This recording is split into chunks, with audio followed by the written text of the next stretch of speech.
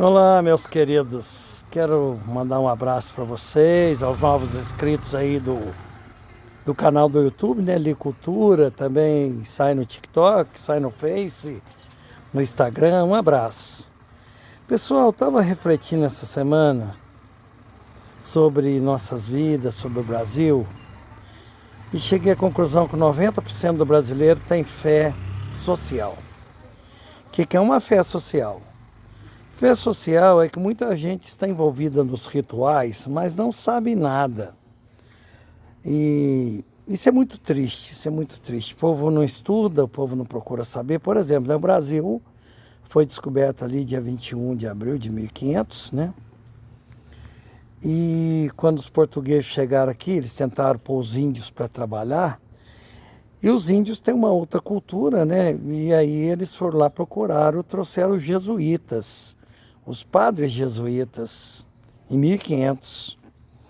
E com a vinda deles, eles procuraram doutrinar os índios para ver se conseguiram, tiveram êxito. Por isso que o Brasil depois vai importar os negros. Mas o que fica muito triste no Brasil é que o Brasil é igual à Grécia, do século IV, século V a.C. O Brasil é um país politeísta, né?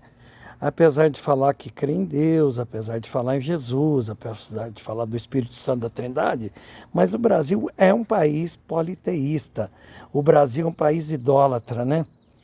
E eles pegaram a folhinha de Portugal e cada dia comemora um santo de Portugal, né?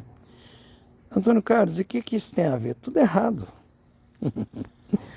Olha, nós adoramos a Jesus, ele morreu na sexta-feira, mas no domingo ele ressuscitou. Todo mundo que morreu, desde que o mundo é mundo, desde Adão, todas as pessoas que morreram, elas estão, quem está salvo, o seu espírito já foi para um lugar de gozo, mas ela ainda não chegou no primeiro céus, ela está lá no terceiro céus. Jesus fala com o ladrão na cruz sobre o paraíso. Terceiro céus pode ser chamado de paraíso ou de terceiro céus. E as pessoas não procuram saber se isso tem validade, se isso tem validade literária, se isso tem validade bíblica. Não tem validade bíblica. Tem um hino que diz quem que você costuma chamar, né? Quando morre alguém, quando você tem crise. E aí ele vai dizendo que não é Maria, que não é João, que não é Pedro. Quando você chama Jesus. Você não vai lá no hospital e ora em nome de ninguém desses.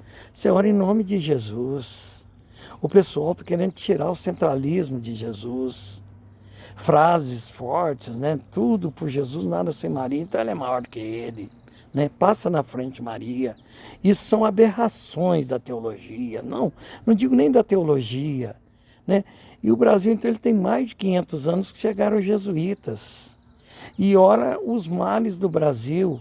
Olha os países que foram evangelizados pelos evangélicos, a Inglaterra, Estados Unidos, olha os países que receberam o evangelho. Eu não estou dizendo que eles não tenham problemas, que eles não tenham pecado, não é isso. Mas o nosso país é muito mais confuso, apesar do nosso país ser riquíssimo.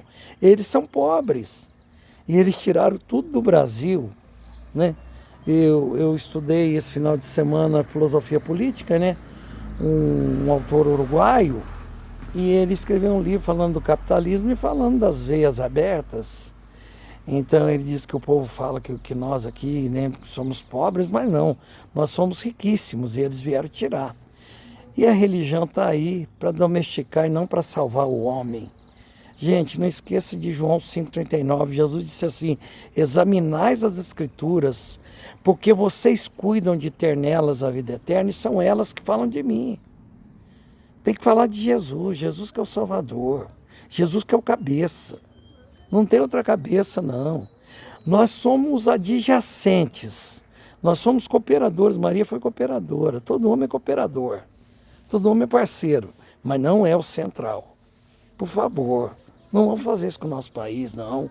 Eu choro quando passo perante essas catedrais, está cheia de pessoas que têm uma fé social. Vão lá, de joelho e tudo mais, mas não tem nada de Jesus.